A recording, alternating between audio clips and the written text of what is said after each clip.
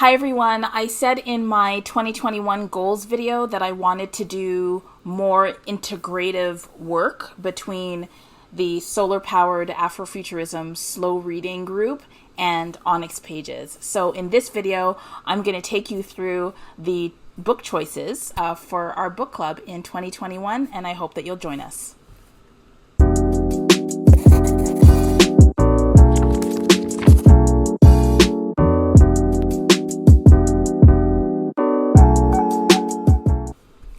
Hey everyone, welcome back to ONYX Pages. As you know, I'm Njeri, and in 2015, 13-ish, I started a book club over on Facebook called Solar Powered, the Afrofuturism slow reading group. It was an opportunity for me to just let the world know that I wanted to essentially buddy read Afrofuturist work with a bunch of people.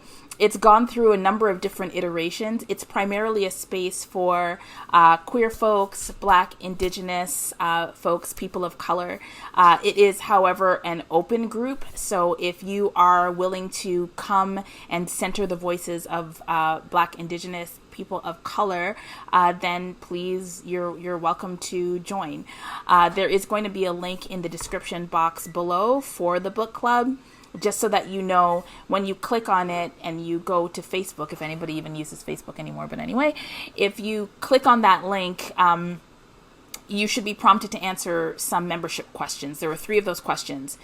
If after a month those questions haven't been answered, then your request to join the group will be declined. So just so that you know, you have to answer the questions. All right. So this year we have chosen 5. Oh wait, sorry. Let me go back. 3 people co-administrate the group. So there's Chloe over at Thistle and Verse. Chloe is a co-administrator. She is solely responsible for all of the amazing content. Now, let me just tell you a little bit about Chloe. Chloe is amazing. You should subscribe to her channel. She's amazing because she has an incredible ability to read and to read like critically. She has an amazing memory for plot and for story and for climax. She's able to talk about books from the perspective of all the different characters, like very technical in that way. She's also great at coming up with quiz questions, especially like would you rather type questions. She's responsible for organizing the majority of parties that we have had. So we've done like a Pictionary thing. We have done film screenings where we've like watch parties. We even had a cozy New Year's party. So she has been doing like the daily updates in our group Facebook chat. So even if you don't want to participate in the actual book clubs, Solar Powered is an excellent resource for new releases, cover reveals, short stories, independent writers, and stuff like that. And all of that is due to the curating that Chloe does, who's amazing. The other co-administrator is Isis from SistahSciFi. I talk a lot about SistahSciFi on this channel for good reason. Isis is a Black woman who has her own bookstore and online community. SistahSciFi has its own book club where they read primarily Black authored science fiction and fantasy. You can go on to SistahSciFi's website and purchase books. You can also purchase great t-shirts, and also like there's this very cute crocheted mermaid. You can also sign up on her email list and get emails which will let you know about different events that are taking place and also releases that she has. She's also focused her energy on independent writers, so there are a couple books that you probably wouldn't see elsewhere. So definitely check out SistahSciFi. And Isis is the other co-admin in addition to me.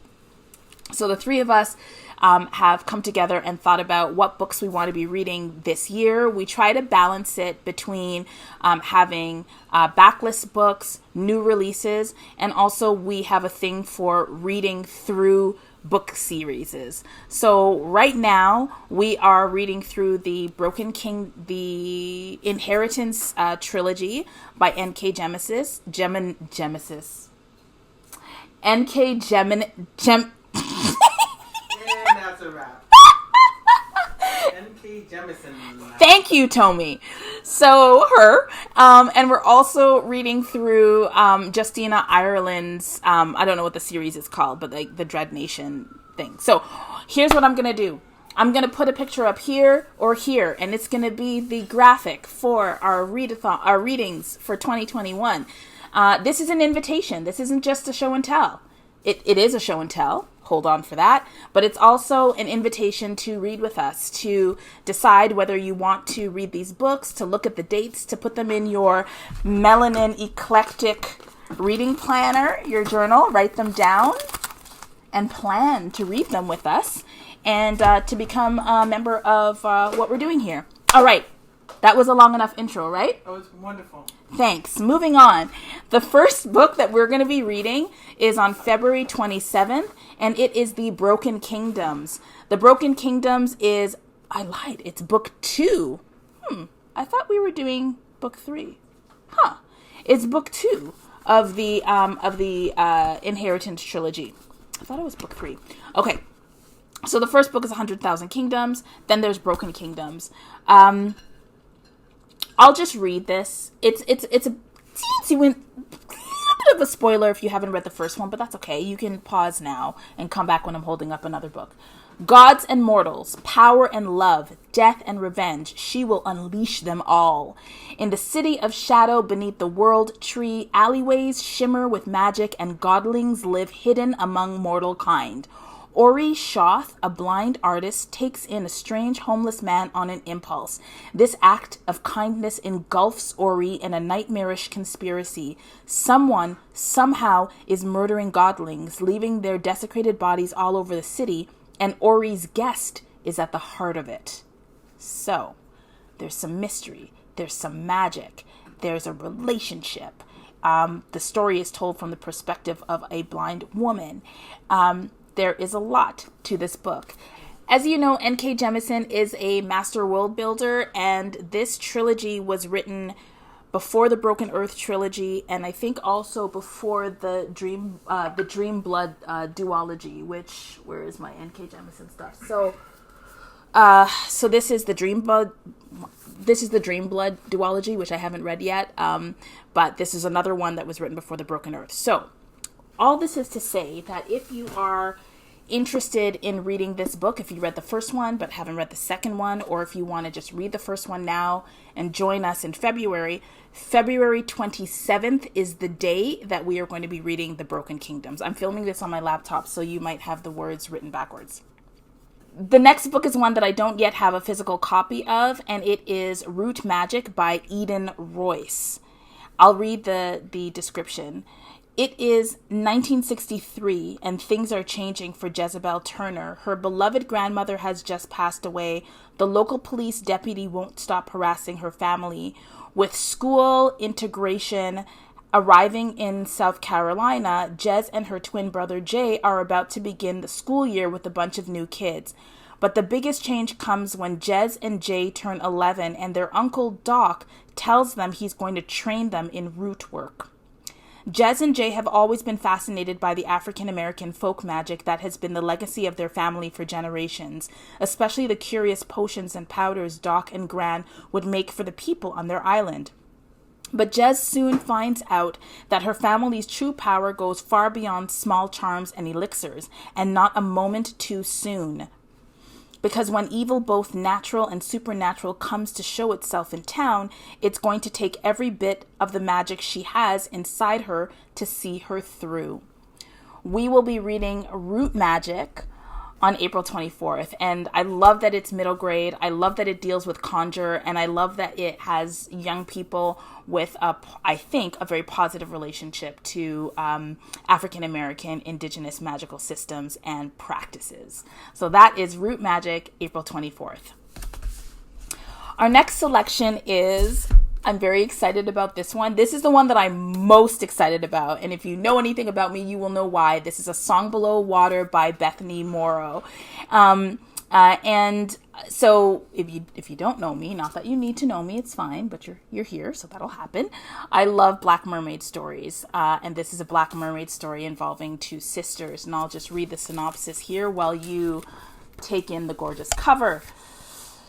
In a society determined to keep her under lock and key, Tavia must hide her siren powers. Meanwhile, Effie is fighting her own family struggles as she is pitted against literal demons from her past.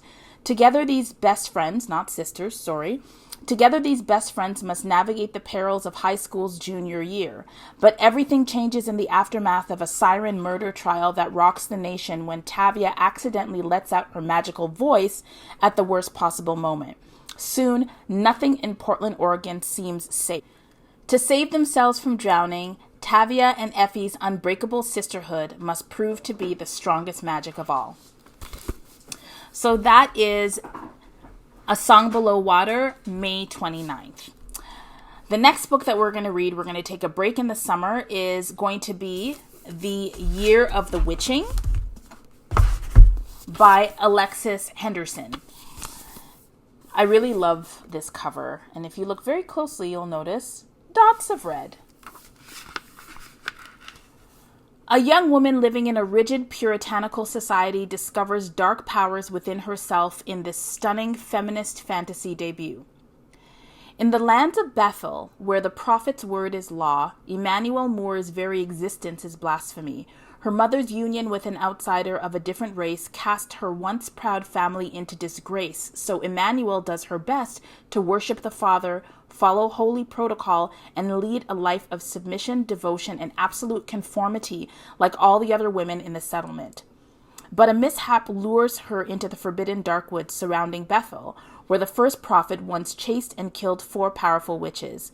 Their spirits are still lurking there, and they bestow a gift on Emmanuel, the journal of her dead mother, who Emmanuel is shocked to learn once sought sanctuary in the wood. Fascinated by the secrets in the diary, Emmanuel finds herself struggling to understand how her mother could have consorted with the witches. But when she begins to learn the grim truths about the church and its history, she realizes the true threat to Bethel is its own darkness, and she starts to understand that if Bethel is to change, it must begin with her. So that is The Year of the Witching, and it feels really atmospheric and churchy, and I'm ready for it. I'll just say that. And then on November 27th, our last selection is Deathless Divide. I have a comment about that, but first I will read. So Deathless Divide was written by Justina Ireland, and this is the sequel to Dread Nation, which we also read. After the fall of Summerland, Jane McKean hoped her life would get simpler, get out of town, stay alive, and head west to California to find her mother. But nothing is easy when you're a girl trained in putting down the restless dead, and a devastating loss on the road to a protected village called Nicodemus has Jane questioning everything she thought she knew about surviving in 1800s America. What's more, Nicodemus is not what it appears. Caught between mystery and lies, the undead and her own inner demons, Jane soon finds herself on a dark path of blood and violence that threatens to consume her. But she won't be in it alone. Catherine Devereaux never expected to be allied with Jane McKean, but after the hell she has endured, she knows friends are hard to come by and that Jane needs her too, whether Jane wants to admit it or not. Watching Jane's back, however, is more than what she bargained for, and when they both reach a breaking point, it's up to Catherine to keep hope alive, even as she begins to fear that there is no happily ever after for girls like her. The sequel to the New York Times best-selling epic Dread Nation is an unforgettable journey of revenge and salvation across a divided America. Perhaps timely. So that is Deathless Divide. Here's the comment about Deathless Divide. I read Dread Nation, and I enjoyed Dread Nation, and then I watched a video by an indigenous booktuber about Dread Nation and the really anti-indigenous portrayal of indigenous people of the U.S. And I will admit that when I first read the book, I had an inkling of that, but I did not turn my mind to it. I didn't think about it critically enough. So I have decided that I am going to continue with the series, but I am going to take it upon myself when I'm reading Deathless Divide to be very conscious and very clear about the fact that even in our Black science fiction and fantasy, and perhaps especially in our Black science fiction and fantasy, it can't be a place where we contribute to the oppression of other groups, and in particular, First Peoples of Turtle Island. So that is something that I will be reading critically for as I read Deathless Divide, and will be commenting on. So you can hold me accountable to that. And if you too are planning on reading Deathless Divide, either with SOULar powered or on your own, that is something that you should be thinking about. I've heard from Indigenous booktubers that there are much better portrayals in Own Voice's work. But if you want to read work that centers the experience, like speculative work that centers the experiences of Indigenous people, consider reading Rebecca Roanhorse's work, which is, the first one is A Trail of Lightning. The sequel is Storm of Locusts. There's another one, I'm not sure if it's a standalone, but it's called Black Sun. And also, if you're interested in like just reading a lot more science fiction written by Indigenous authors, there are 2 books that I would recommend and 1 thought leader. So the first book is just up, usually right up here.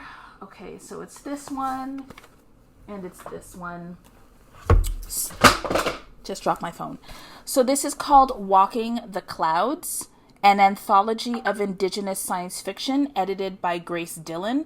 And Grace Dillon is the thought expert I was talking about. If you look up Dr. Grace Dillon, you will find that she has online a list of science fiction by Indigenous writers. She teaches a course, a university course. I'm not sure what university she's at, but she has like great lists. So that is somebody you should think about. And then also Love Beyond Body, Space, and Time, an Indigenous LGBT science fiction anthology. And this was a gift to me from Grace, actually. And so this is an excellent anthology as well as some of the others. So while we are going to be reading Deathless Divide, part of the reading will be through a decolonizing lens. At least I'm speaking for myself, and will encourage others to do the same. So I wanted to just note that because that has been a conversation we've been having in the Black SFF community about how we write stories about other groups that have experienced decolonization, and in particular First Nations individuals. All right, so those are the 5 books that we are going to be reading for the 2021 reading year of SOULar Powered. Now, there are lots of different ways that you can participate in the group. Obviously, you can join the group and join us in our book discussions. We have them over Zoom. They're nice and cozy, so there's that. But also, every month, we do a what are you reading kind of thing where you can take a book selfie and put it up, and we comment on each other's books because we're often reading things that we've read before, or it's a great way to get recommendations. So that's another way that you can do it, that you can participate. You can also come to our events.